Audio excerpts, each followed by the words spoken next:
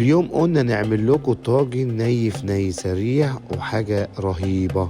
هيكون عندنا طاجن فخار زي ما انتم شايفين، هنعمل يخن عربي كده، اللحمة متقطعة كيوبس، بطاطس متقطعة كيوبس، جزر متقطع كيوبس، بصل، كزبرة، طماطم، بهار صحيح، توم، فلفل حار، بهار عربي زي ما انتم شايفين، كزبرة، شطة، كمون.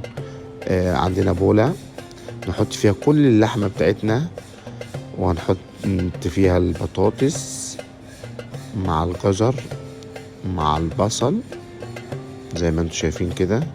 ده يخن ني في ني يا جماعة، التوم، الفلفل، ونقلب كويس. شايفين الالوان الجميلة. نحط البهار الصحي زي ما هو كده، والبهار العربي، الشطة، الكمون، الكزبرة، الفلفل الاسمر، شطة حامية، كل حاجة.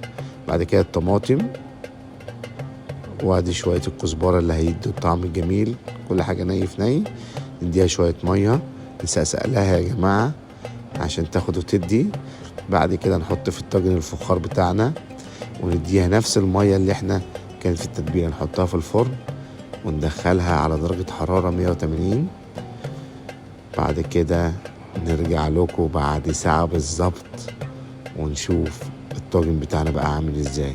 يا حلاوة المولد، يا سلام. اللحمة دابت يا جماعة، دي لحمة بلدي صغيرة. يا جماله، روعة روعة روعة.